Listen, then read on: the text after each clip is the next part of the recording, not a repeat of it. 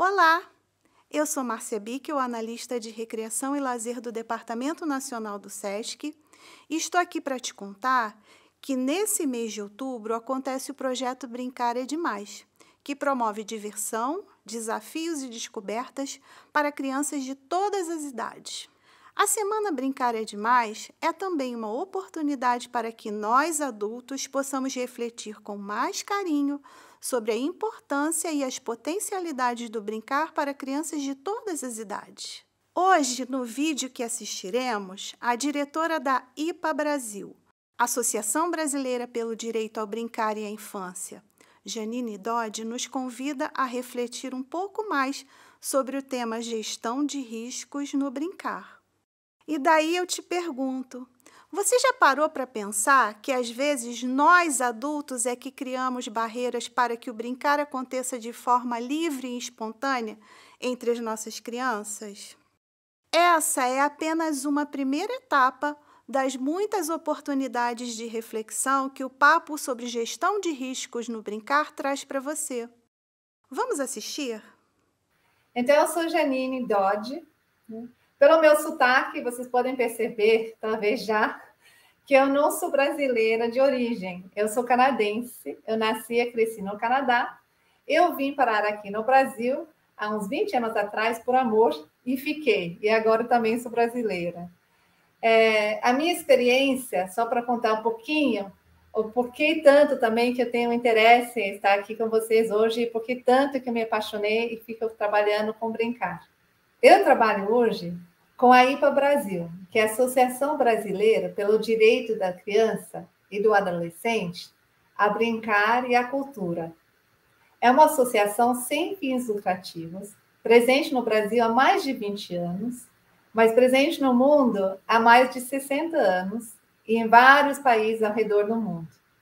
É uma organização que busca promover, proteger e preservar o direito das crianças a brincarem. É um direito resguardado em lei internacional e nacional e reconhecido cientificamente como essencial para o desenvolvimento saudável das crianças. Eu cresci numa fazenda no Canadá, onde sempre nos brincávamos muito. Também iniciei minha carreira trabalhando como salva-vidas numa piscina pública no Canadá, num parque infantil.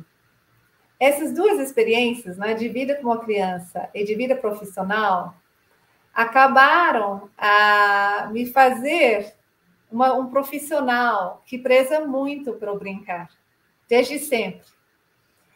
Então, quando eu tive uma oportunidade, quando eu cheguei no Brasil, há uns 20 anos atrás, a trabalhar a fazer uma pesquisa nacional sobre o brincar nas famílias e como as famílias brasileiras percebiam o brincar. Essa pesquisa acabei tornando um livro junto com uma autora, professora da PUC, de São Paulo, e nós escrevemos um livro chamado O Descoberto do Brincar. Desde então, sempre me tornei apaixonada desse assunto. E nos últimos 7 anos, venho trabalhando mais proximamente com a IPA Brasil, após uma carreira longa no mundo corporativo, onde fui diretora de empresas, e pude ver quão importante é o brincar das pessoas e quanto o brincar influencia o sucesso das pessoas como adultos. O quanto eles são capazes de interagir com outros, de serem criativos, né, de contribuir de uma forma construtiva para um grupo com um propósito.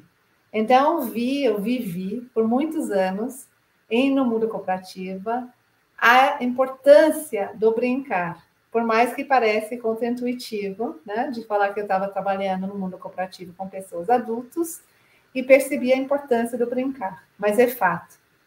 Então, há 7 anos atrás, quando saí do mundo corporativo, tive a oportunidade de trabalhar com a IPA Brasil e de ajudar a organização que se dedica a capacitar adultos sobre a importância do brincar. Adultos que nem vocês, né, que estão aqui conosco hoje. Vamos agora para uma coisa muito gostosa, que é conversar sobre brincar e a gestão de risco. Eu vou dividir agora a minha tela com vocês. Eu gosto de iniciar essa oficina com uma pergunta. Na sua visão, qual a importância do gerenciamento de riscos no brincar? Tome alguns segundinhos para refletir sobre aquilo. Convido-os para anotar suas respostas e voltar para eles no final da oficina e observar se mudaram de alguma forma. Ok? Anotaram? É uma coisa rápida. Qual a importância do gerenciamento de riscos no brincar? Não tem certo e errado, tá? Mas quero ouvir de vocês, eu quero que vocês reflitam sobre aquilo.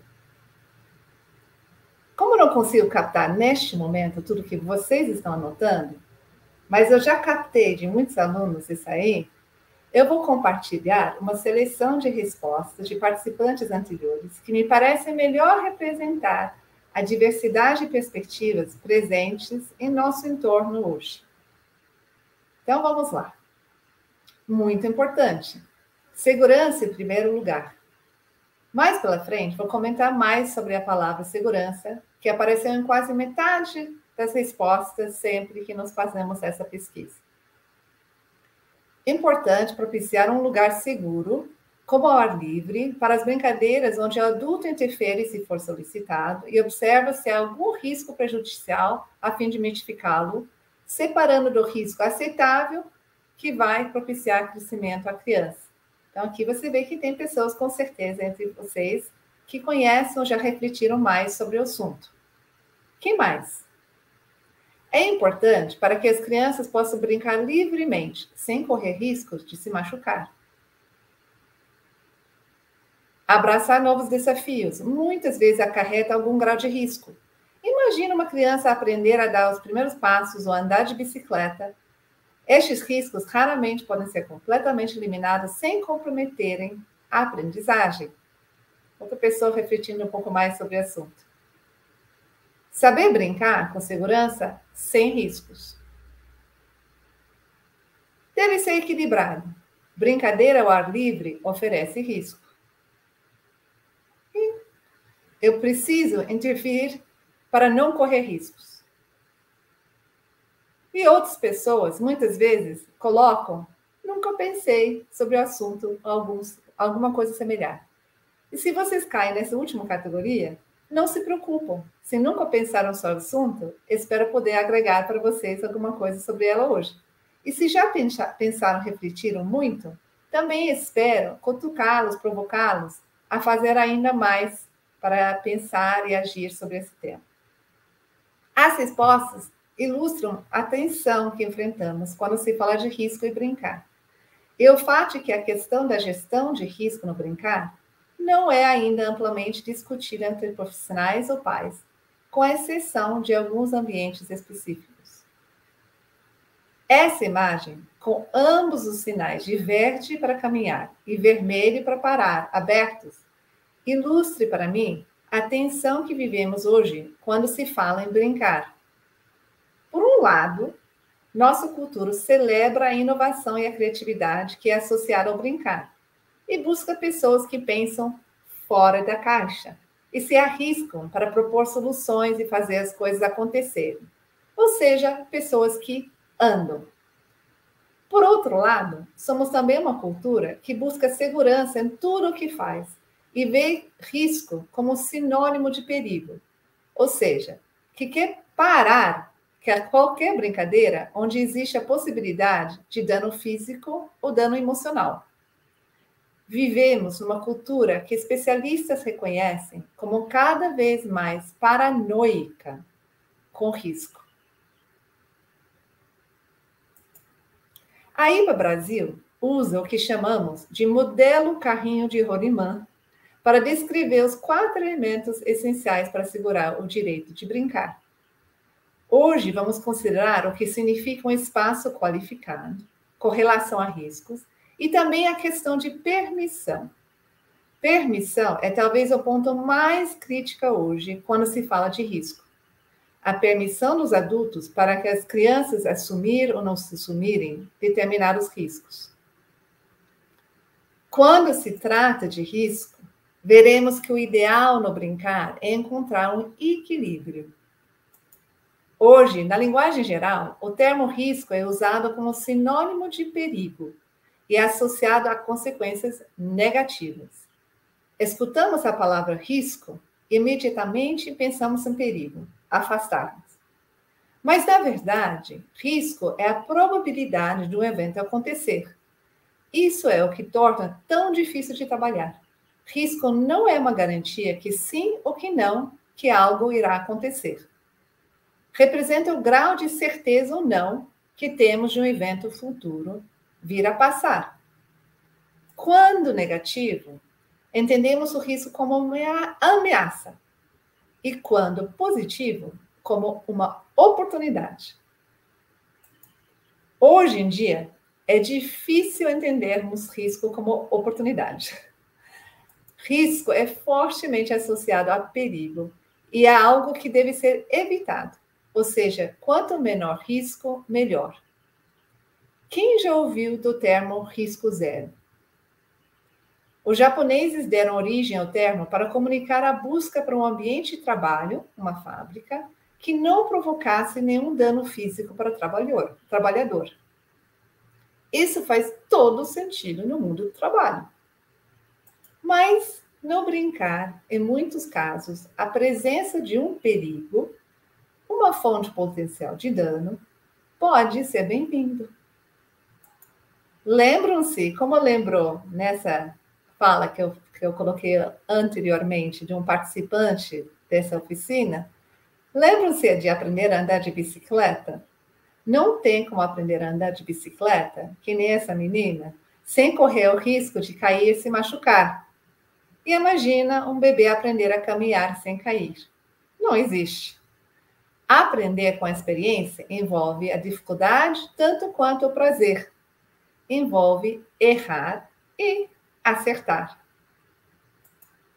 Essa questão é muito pouco cômoda para a maioria de nós, mas é essencial nos acostumarmos com a noção de que assumir riscos é importante para o desenvolvimento infantil. E acidentes fazem parte da vida cotidiana de crianças saudáveis. A aquisição de habilidades físicas novas, a aquisição de controle motor e de autoconfiança, quase sempre requerem que a criança corra algum risco. Desde aprender a caminhar, a pegar ou chutar uma bola, subir numa balança, descer um escorregador, ou andar de bicicleta. Na verdade, temos que preocupar-nos com crianças que evitem correr qualquer tipo de risco. Essas crianças que provavelmente têm alguma questão de saúde que precisa ser investigado. O nosso trabalho é buscar avaliar o grau de risco presente nos ambientes onde as crianças brincam, buscando evitar, dessa forma, lesões graves. Como eu falei no começo, hoje, eu cresci brincando de forma arriscada. O brincar arriscado, ou risky play em inglês, é um tema que vem se discutindo e pesquisando muito nos últimos anos fora do Brasil. O que é isso? Conforme diz o nome, é um brincar que apresenta mais riscos para a criança. Os cientistas usam a seguinte definição. Brincar arriscado, ou risky play, é um brincar que contempla atividade física que é emocionante e eletrizante, tem um elemento de imprevisto e onde há risco de lesão física. Essa imagem ilustra uma oportunidade de brincar arriscado que um pai criou para suas filhas durante a pandemia. Talvez algum de vocês viraram esse videozinho que até viralizou, né, na época. Um dos tipos do brincar arriscado é brincar com alturas, né? Algo que crianças buscam fazer naturalmente. E aqui a gente vê como um pai sentiu a necessidade das filhas dele e criou esse escorregador na escada de casa, né?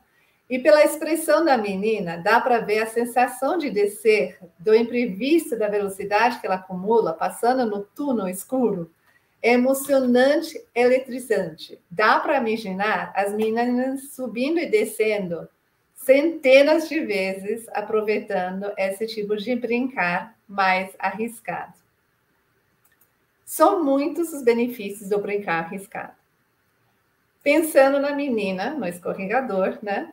Dá para imaginar quantas vezes, como eu falei, que ela deve ter feito isso e quantas mudanças na maneira de descer, talvez descendo de um lado, de outro, de pé, cabeça invertidos, enfim, aperfeiçoando sua técnica a cada descida. Dessa forma, ela foi desenvolvendo autoestima, autonomia, resiliência, competências importantíssimas para o sucesso na vida.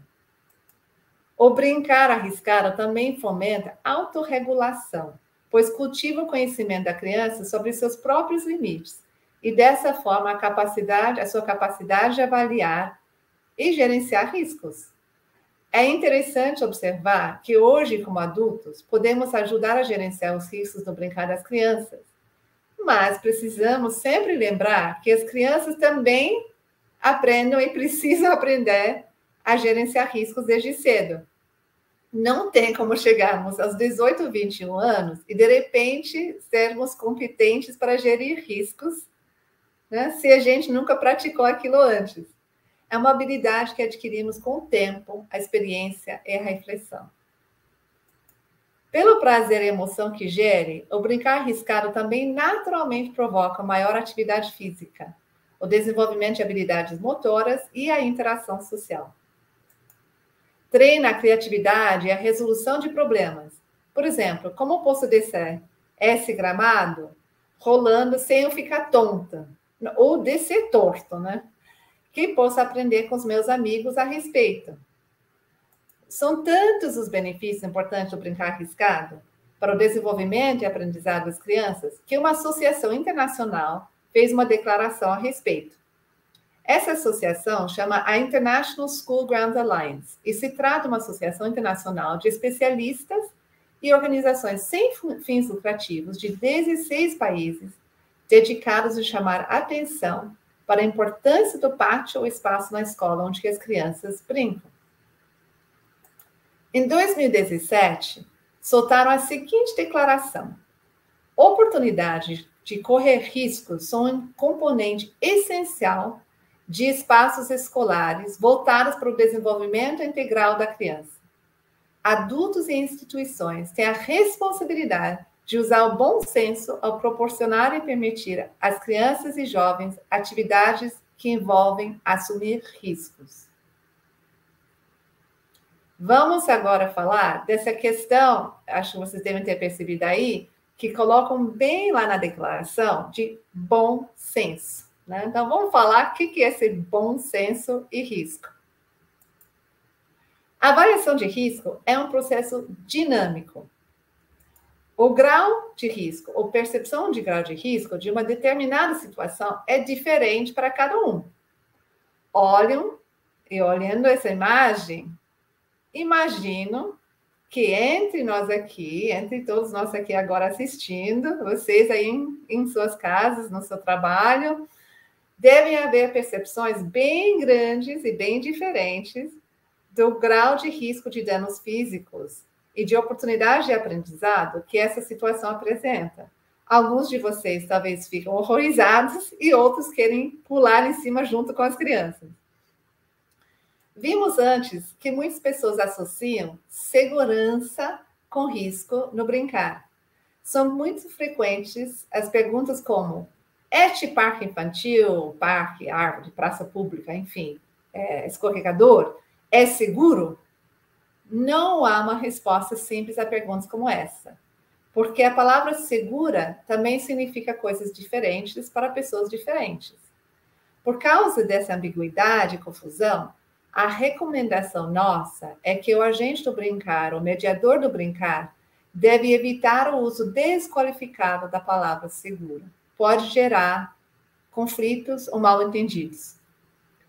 A distinção entre um bom risco e um mau risco é muitas vezes difícil de fazer.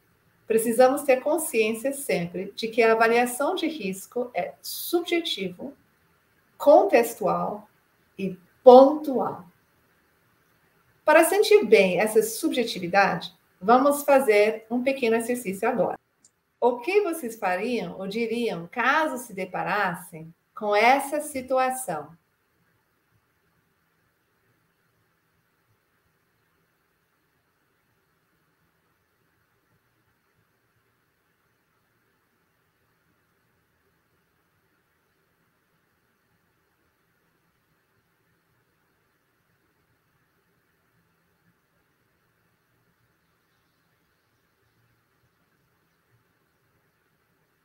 E aí, já anotaram suas respostas?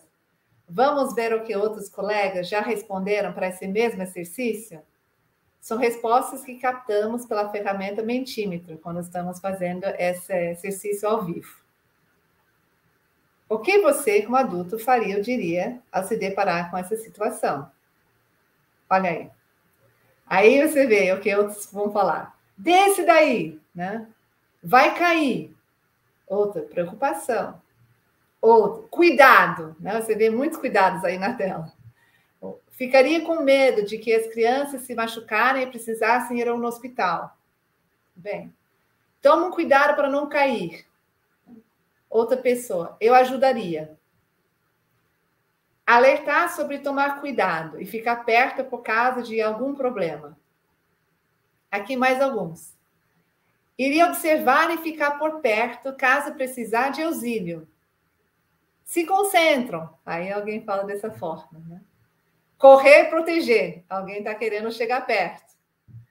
Me aproximaria, ofereceria a minha mão e pediria para descer. Aí você vê, aí é uma estratégia, oferecer a mão. Uma vez ouvir, ao invés de dizer cuidado na primeira frase, diga, me parece que você não está seguro.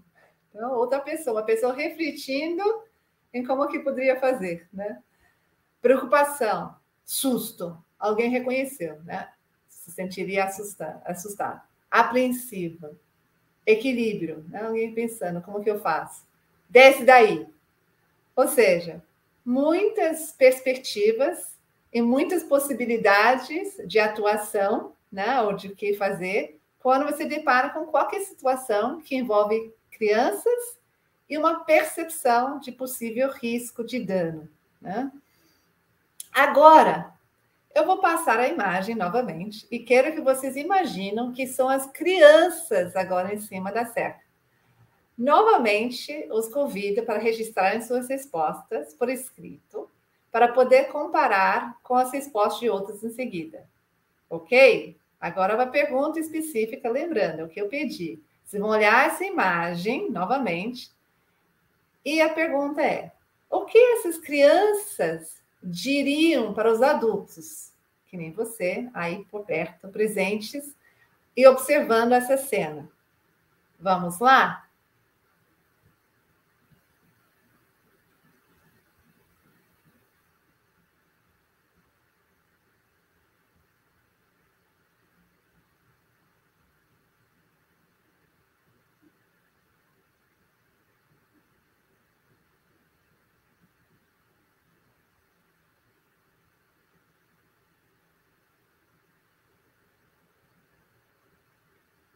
E aí, já pensaram? Já se sentiram em cima dessa cerca junto com as crianças, imaginando o que falar para os adultos presentes?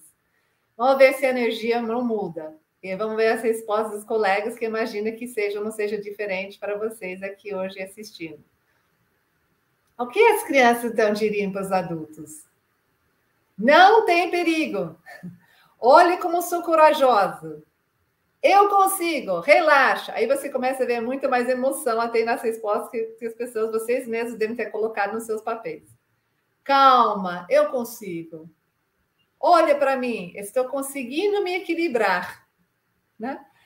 Está tudo bem. Se eu te precisar, eu te peço ajuda, né? Outra, eu consigo, é fácil. Outra pessoa, é fácil. Isso é muita característica das crianças, né? Para eles tudo é fácil. Tá comigo, deixa comigo, né? Aqui alguns mais. Estou vendo. Será que eu consigo? Calma, estou brincando. Oh, que brincadeira legal. Achei muitos, provavelmente. Aqui uma outra pessoa colocou: não precisa, tia, eu sei fazer. Né? Isso também, essa autoconfiança das crianças. Eu estou na ponte do rio que cai. Aí veja alguém já imaginando, realmente se colocando nesse imaginário que as crianças estão sempre, né, se inventando. Vem aqui também, é super divertido, né? Eu sei. Então, você vê como, espero que esse exercício tenha deixado bem claro para vocês, e vocês têm sentido na pele a importância da acessibilidade, a perspectiva e a subjetividade sempre presente quando estamos em frente, deparando com uma situação de risco. Temos sempre que lembrar que o que nós enxergamos, entendemos, talvez não seja visto ou compreendido da mesma forma por outros, em particular entre adultos e crianças. Eu amo tirinhas e acho que essa da Calvin e Hobbes ilustra muito bem a questão de perspectiva. Nela, o Calvin fala para a mãe dele: estou com fome, posso comer alguma coisa? E a mãe, você vê que ela está deitadinha aí no sofá, a mãe responde: claro, sirve-se. Daí vemos o Calvin segurando um pote cheio de biscoitos doces e escutamos a voz da mãe dele da sala: pode pegar uma maçã ou uma laranja na geladeira. E no último quadro, o Calvin reflete: embora usemos o mesmo idioma, não estamos falando a mesma língua. A meu ver, essa tirinha exemplifica perfeitamente como adultos e crianças frequentemente têm perspectivas bem diferentes um do outro. Então, o que fazer quando estamos avaliando risco-benefício no brincar? E observam que estou passando a me referir a risco-benefício e não só risco, para ajudar a reforçar o fato de que risco não é só negativo. O agente do brincar, ou mediador do brincar, deve buscar atingir 2 objetivos paralelos nas suas avaliações. Por um lado, proteger as crianças contra danos físicos graves. Mas, ao mesmo tempo, o objetivo é de proporcionar oportunidades de brincar estimulantes, desafiadoras e aventureiras, que o ajudam no próprio desenvolvimento dela. Eu gostaria de apresentar 3 modelos ou ferramentas que podem ser úteis para vocês quando estiverem fazendo suas avaliações de risco-benefício. Um modelo, chamado de 7 segundos, é usado para no presente, digamos, quando estamos juntos já com crianças presentes brincando. Os outros 2 modelos, o Mandala do Brincar e o modelo ACC, são para uso no planejamento de atividades ou eventos do brincar. A IPA Brasil tem uma metodologia chamada Dias do Brincar. E no planejamento dos Dias do Brincar, é muito importante fazer uma avaliação risco-benefício e ter uma discussão sobre o tema com os colegas. O modelo 7 segundos é para ser usado numa situação dinâmica, que nem essa, um pouco imaginando essa situação junto às crianças, né, que nós já fizemos essa prática, pensando. Mas imagina que seja juntos agora de novo. Talvez alguns de vocês já conheçam o modelo, mas trata-se de buscar pausar por 7 segundos antes de tomar qualquer ação para mitigar um risco percebido. São 7 segundos para praticar a reflexão antes de agir. É tempo suficiente para uma boa respiração profunda. Quando vocês observaram, eu dei para vocês por volta de 15 segundos para fazer as anotações. E eu acho que para alguns de vocês, talvez apareceu bastante tempo já. Então, vamos ver se esses 7 segundos pode parecer muito, pode parecer pouco, mas qual foi o conceito por trás dos 7 segundos? É importante essa pausa, né? Tomar uma boa respiração profunda antes de agir, pois, no geral, nosso primeiro instinto é fruto de nossas próprias experiências passadas, mas o que temos já gravado em nossas memórias não necessariamente reflete bem o que está acontecendo no momento, no presente. É preciso conscientemente observar o que está acontecendo para não deixar nossas emoções determinarem nossas ações. Então, esse modelo propõe 7 passos, né? 7 segundos, 7 passos. São os primeiros 5 passos para serem feitos bem no momento. Então, vamos lá. Quais são esses passos? Primeiro, é buscar parar, ou seja, não atuar, que já é muito desafiador, porque nosso primeiro instinto, quando a gente vê alguma coisa que nos parece arriscado, é de agir, é de fazer alguma coisa. O segundo e terceiro são observar e ouvir. Buscar usar todos os sentidos para avaliar a situação. Frequentemente esquecemos de ouvir o que as crianças estão dizendo um para o outro numa determinada situação. Estão expressando confiança, ou insegurança, ou medo. Estão concentrados e prestando atenção no que estão fazendo, ou superexcitados e distraídos. O quarto passo é refletir, ou seja, buscar analisar o que estamos vendo, ouvindo e sentindo com objetividade. Buscarmos avaliar a situação sem o filtro de uma emoção nossa, né? Para depois, só depois, agir. Depois de agir, é de grande importância buscar refletir sobre as consequências, positivas ou negativas, da ação que tomamos. E, idealmente, fazer essa reflexão com colegas, com finalidade de aprender e aprimorar nossa prática e, de novo, nos conhecermos melhor as nossas próprias emoções, nossas próprias experiências. A nossa intervenção foi efetiva? Interrompemos o brincar das crianças desnecessariamente? Ou deveríamos ter interferido mais? É só com prática, o sétimo passo, que iremos tornar-nos mais competentes nessa forma de avaliação dinâmica. Esse modelo parece muito simples, mas na prática, lugar a fazer uma pausa, respirar fundo e refletir antes de agir, repito, não é nada fácil, mas é possível. Quem já observou paramédicos em ação, né, devem ter percebido que eles parecem atuar sempre com muita calma, mesmo em situações muito assustadoras. Como salva-vidas em piscina, eu vi isso várias vezes. Até numa situação arriscada, uma situação que nos parece dramática, onde a gente precisa agir de toda maneira, é impressionante como os paramédicos entram e parece que estão em câmara lenta. Mas não por isso eles são menos eficazes, pelo contrário, eles são mais eficazes. Porque eles deparam, observam, escutam, refletem antes de agir, e daí agem com confiança e com assertividade, né? Então, aprender a respirar, focar e avaliar os detalhes de cada situação com objetividade, buscando pensar e atuar só naquilo que mais importa a cada momento, é fundamental para nós apoiarmos as crianças a terem oportunidades para se arriscarem e aprenderem por conta própria com essas tomadas de riscos, né? A reação de cada um é muito diferente, como nos vimos, e difere por situação.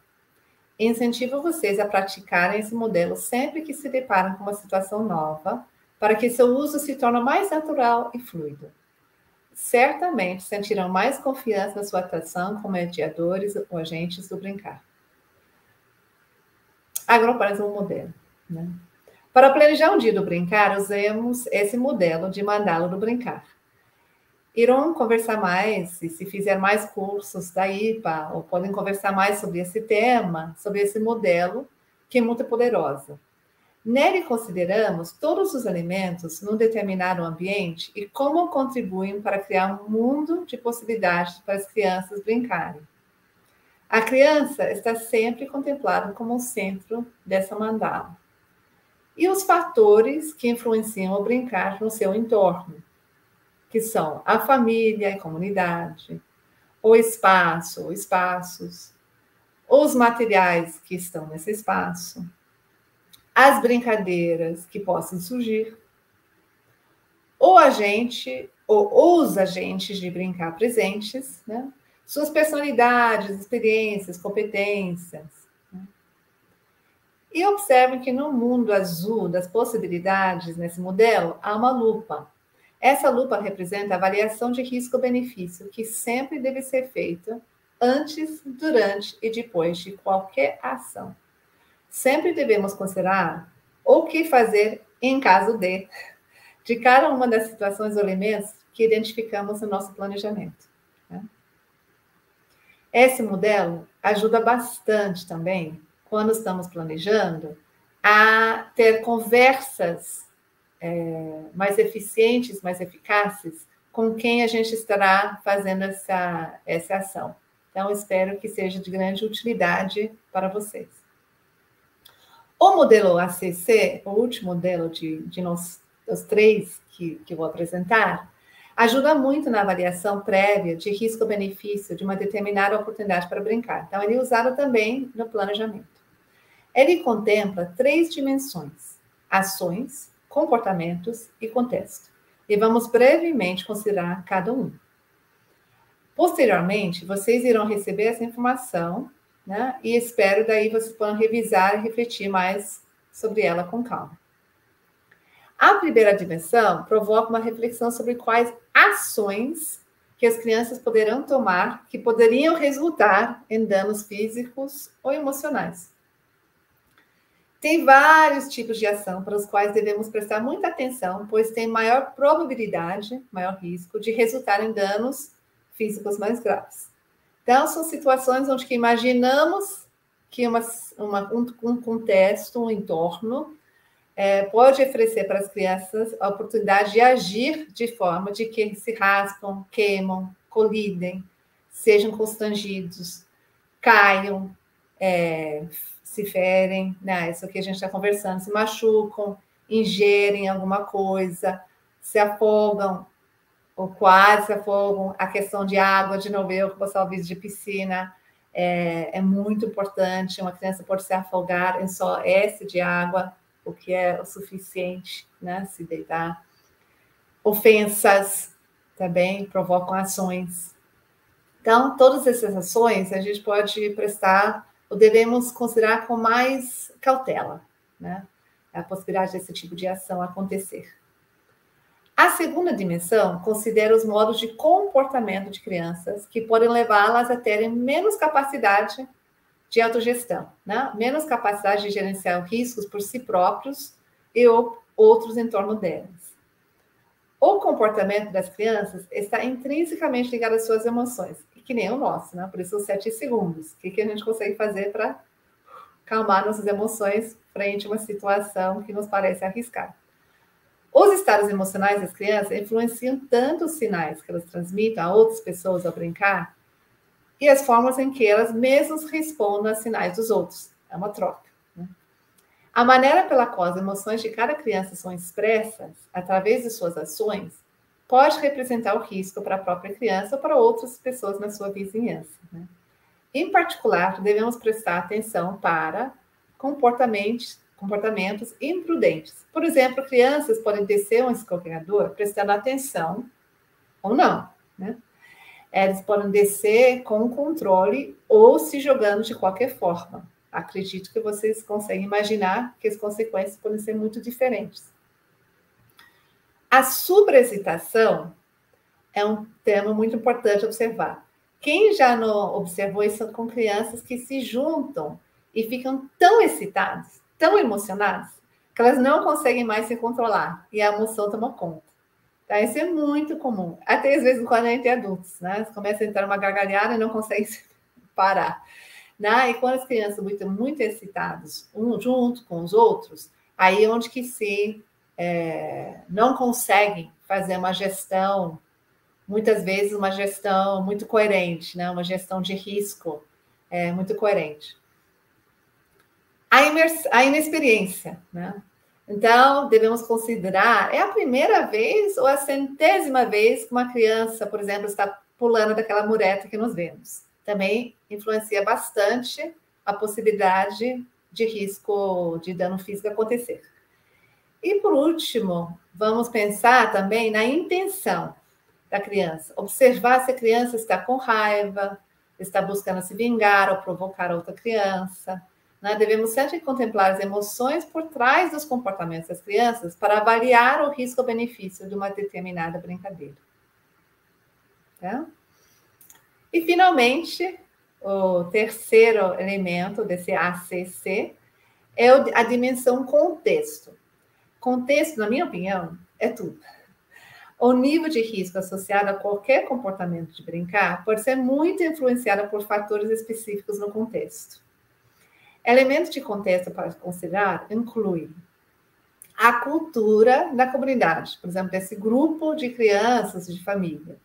Por exemplo, são crianças que se conhecem bem, que conhecem bem o espaço, ou que costumam brincar juntos, ou sim ou não, vai influenciar bastante a maneira com que eles se comportam nesse contexto, né, nesse momento. As condições meteorológicas anteriores e atuais. Ambientes podem mudar por completo, né, dependendo do sol, da chuva e do vento. A proximidade do brincar infantil às outras pessoas, propriedades, outros perigos. Ou seja, essa mistura de idades, que é muito saudável, mas eu preciso tomar mais cuidado, ou evidentemente, com crianças menores, que têm menos autocontrole e são menos capazes, né, de gerir riscos. Aqui é importante o número, a densidade de crianças num espaço, né? Ou seja, quantas pessoas, quanto espaço que cada criança tem para brincar. E aí, nesse sentido, o fluxo, o movimento de crianças nesse espaço eles vão ficar muito constrangidos, que nós vimos que é um fator que eleva ao nível de risco, ações quando tem um espaço muito constrangido, ou eles têm amplo espaço, né, para se mexer. O tipo de materiais envolvidos ou presentes nesse espaço, a integridade das estruturas, acho que isso é uma das primeiras coisas que as pessoas costumam já olhar, por exemplo, um escorregador, uma mesa, um balanço, né? E a potencial gravidade, uma queda de qualquer altura, isso é muito importante repetir. Crianças de todas as idades amam alturas, a gente vai ver isso um pouquinho mais pela frente. E faz parte de nossa compreensão de nós mesmos e do mundo experimentar com alturas, né? É uma coisa muito prazerosa e essencial para nós. Mas então a gente precisa pensar em qualquer lugar onde que tiver um desnível, reconhecer que as crianças vão buscar aproveitar aquilo de alguma forma. Então, deva isso em consideração quando estamos fazendo nossa avaliação risco-benefício e pensarmos em como nós vamos ficar de olho nesse tipo de situação. Pesquisadores têm identificado 6 tipos de brincar arriscado, na verdade. Brincar em grandes alturas, brincar em alta velocidade, brincar com ferramentas perigosas, como serras e facas, brincar perto de elementos perigosos, naturais, né, como fogo e água, brincar onde há uma chance de perder-se, né, ou de desaparecer, e o brincar enérgico, o de luta. Cada um desses tipos de brincadeira apresenta algum tipo de perigo percebido, que inspira medo nós adultos. Vamos considerar cada um deles brevemente. Primeiro, brincar em grandes alturas. Pular de lugares altos é basicamente uma forma de perder o controle. E a maioria das crianças adora pular de lugares altos, porque apresenta uma mistura de empolgação e medo, né? Subir em árvores apresenta uma emoção semelhante para as crianças, pois sempre há a ameaça de uma queda potencial. Por isso que, imaginando, por exemplo, essa cena, né, a gente tem que imaginar que quando há um teto, né, de uma casinha ou algum lugar onde que a criança possa subir, alguém fará aquilo. Tá? Segundo, brincar em alta velocidade. Brincar em alta velocidade é outra atividade arriscada que parece estar relacionada a perder o controle, né? Por exemplo, andar de bicicleta em alta velocidade, há risco e empolgação com a possibilidade de bater em algo ou alguém, ou até mesmo de cair. De novo, essa sensação, essa importância dessa sensação de experimentar uma perda de controle, mas que seja controlado, é justamente o que eu falei anteriormente, do benefício de aprender a autorregulação, né? De aprender a avaliar e lidar com as nossas próprias emoções, né? E de nos controlarmos perante as oportunidades emocionantes, e brincar em alta velocidade, sem sombra de dúvida, é uma delas. Brincar com ferramentas perigosas. Né? Aí vocês viram no vídeo, acho que alguns de vocês devem ter ficado muito assustados, né, com o brincar com ferramentas perigosas. Com o aumento das preocupações dos pais com a segurança, brincar de construção com ferramentas como facas, serras manuais e martelos praticamente sumiu entre as crianças de hoje.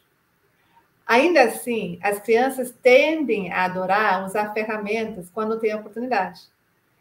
Embora sempre haja o perigo de ferimentos pessoais, esse tipo de brincar incentiva as crianças a se concentrarem para mitigar o risco e os permite a sensação de realização, né, de criação, que, como nos vimos no começo, hoje em dia tanto se preza a questão de criação, de atividade, criar, de fazer alguma coisa fora da caixa. Né? Então, essa questão de introduzir as crianças as várias ferramentas disponíveis no ao redor deles para criar é muito importante, né? É muito saudável e necessário para eles. Brincar com alimentos perigosos, né? Brincar perto de alimentos perigosos inclui coisas como brincar perto de fogo, né? Brincar perto de penhascos, ou brincar perto de águas profundas.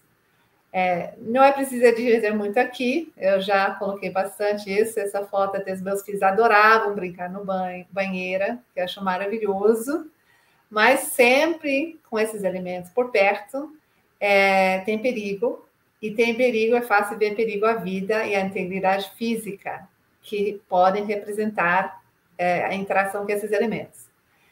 Mas, novamente, são alimentos naturais que fazem parte de nossa vida e as crianças precisam, assim, dessa forma, eles parecem vibrar em testar seus limites nessas situações e ambientes e precisam aprender a lidar com esses elementos para crescer de forma saudável, para ter êxito, para viver, né?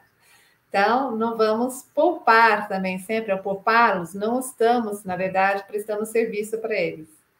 A gente precisa que eles aprendam de uma forma controlada, mas aprendem-se a interagir com elementos naturais, inclusive esses elementos mais perigosos.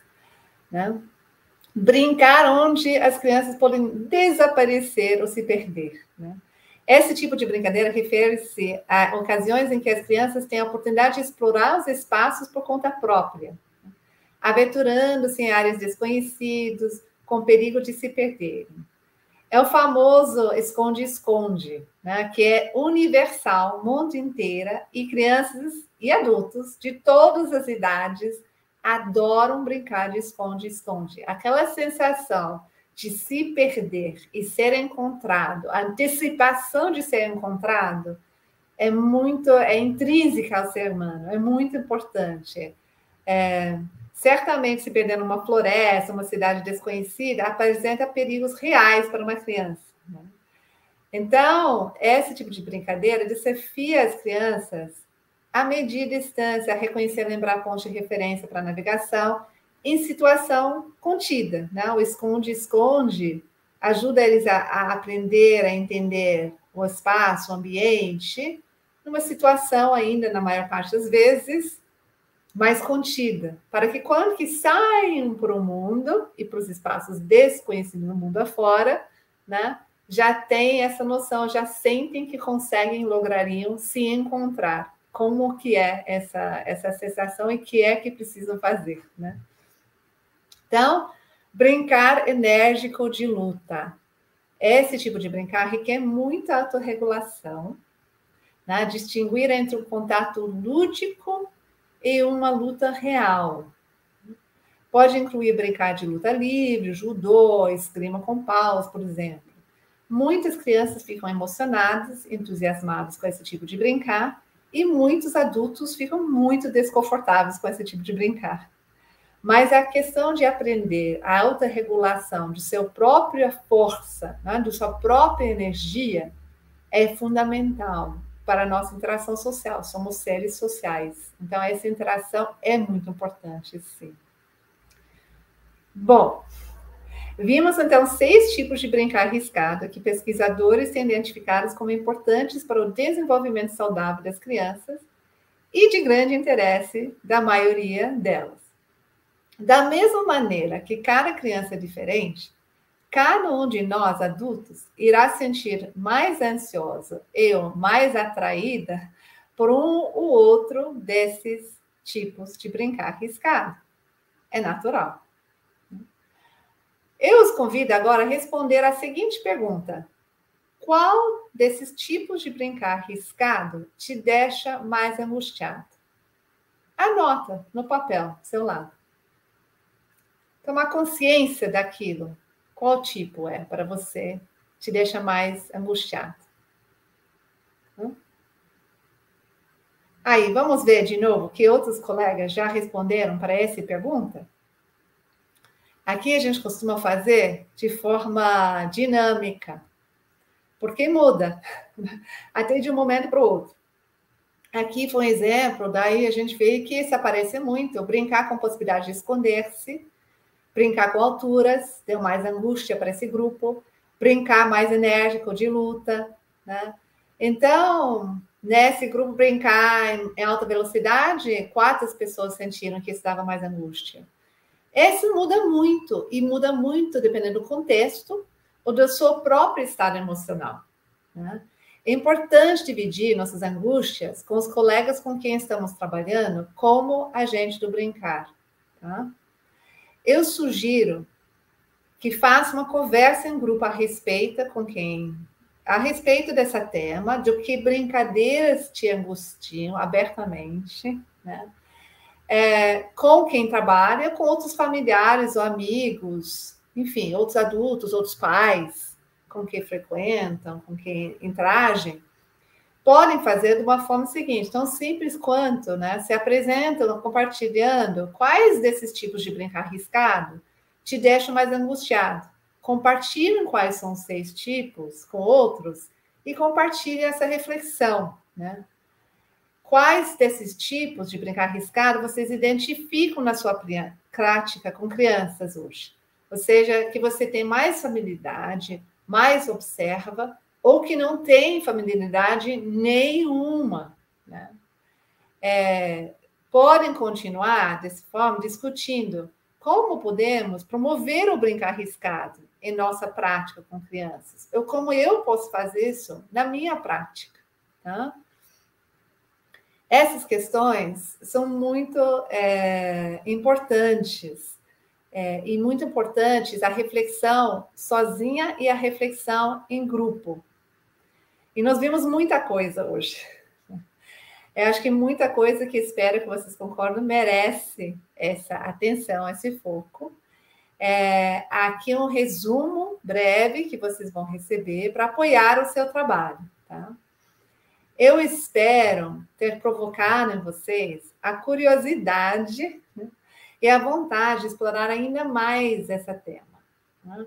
Aqui nós olhamos a questão de perspectiva, nós contemplamos os tipos de benefícios associados aos riscos.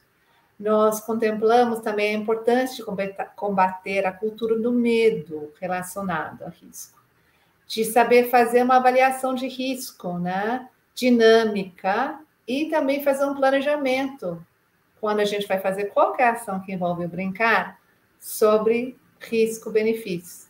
E aí sugerimos alguns modelos, né, para vocês usarem na sua própria avaliação de risco e com os colegas. Para ajudar vocês ainda mais, para quem quiser explorar ainda mais, também preparei 3 sites com indicações bibliográficas para vocês. Indicações. O primeiro é de vídeos.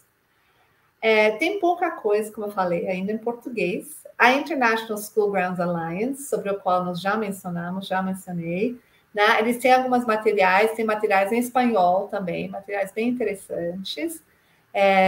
Pouca coisa em português ainda, né? Aí outros são filmes. Então, O Território do Brincar é um filme lindo, né? Brasileiro, mas que pode provocar um pouco mais de reflexão sobre o tipo de brincar tradicional, né? Que não existe mais na grande parte do Brasil, pois a grande maioria das crianças brasileiras moram agora em situação urbana. Mas acho que é um filme muito lindo, né? Para refletir esse pensamento sobre essa interação com a natureza, a importância do brincar e por que ele gera tanto interesse para nós, né? O Walking with Amadou É uma série de filmes curtinhos, maravilhosos, em inglês, mas não importa, não é idioma que é importante, é observar.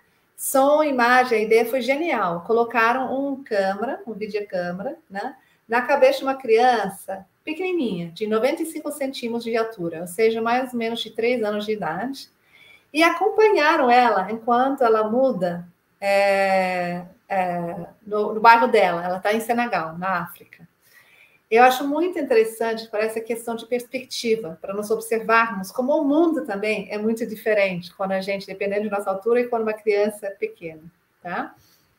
E por fim, aqui, eu encontrei esses vídeos que duas pedagogas fizeram, uma série de vídeos sobre o brincar e os 4 elementos. São vídeos bem interessantes, onde elas contemplam como inserir isso também em sala de aula, mesmo que não tenha acesso, por exemplo, aos elementos, ou quando, por exemplo, a percepção de risco, né? Ou o próprio educador não sente, ou a situação não permite, o fato, o brincar em si com esses elementos. Eu acho que também são muito inspiradores e valem muito a pena esses vídeos.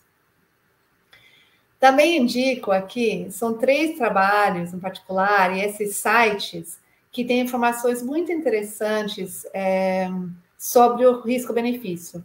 Infelizmente, quase tudo é em inglês ainda. E então são leituras um pouco mais densos. Tirei muitas coisas desses trabalhos para a nossa conversa hoje, né?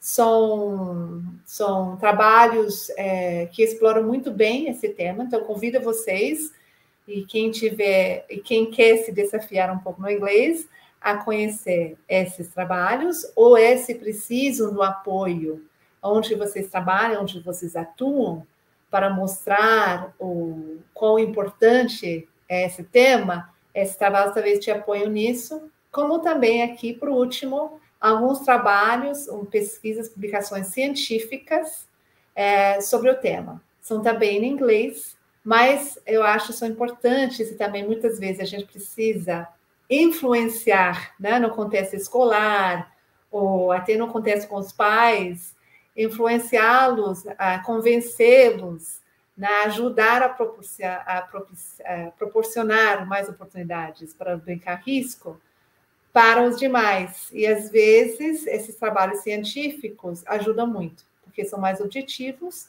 e, de fato, ajuda então, a convencer, no bom sentido, né, a nós permitirmos mais oportunidade, darmos mais oportunidade para as crianças brincarem de forma arriscada, né?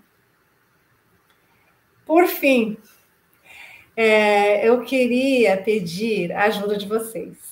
Não sei quem vai lembrar dessa imagem que veio do filme do Giver Tully, né? Vocês lembram dessa imagem? Eu queria pedir a ajuda de vocês para mudar a paradigma atual que temos sobre o brincar e gestão de risco.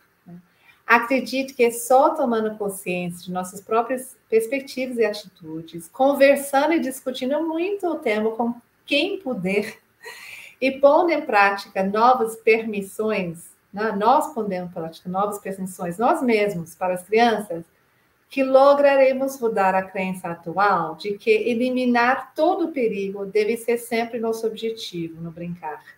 E que deixar as crianças assumirem riscos quando brincam é ruim, né? Vamos juntos, é só juntos, que vamos substituir essa crença por uma verdade, que é prover oportunidades para as crianças assumirem riscos no brincar é fundamental para o seu desenvolvimento saudável. Então, desde já, agradeço muito o apoio de vocês para entrar nesse trabalho, né? De ajudar nossas crianças a terem mais oportunidades para brincar, de ajudar nós adultos a sentirmos mais confiantes para gerir o risco que é presente nos espaços onde as crianças brincam e nas brincadeiras que brincam e entre as crianças, né? É todos juntos que nós vamos mudar essa situação. Então, agradeço desde já pelo apoio de vocês, agradeço muito pelo tempo de vocês hoje junto comigo E espero que esse tempo junto tenha sido proveitoso para vocês e talvez até um pouco divertido. Muito obrigada.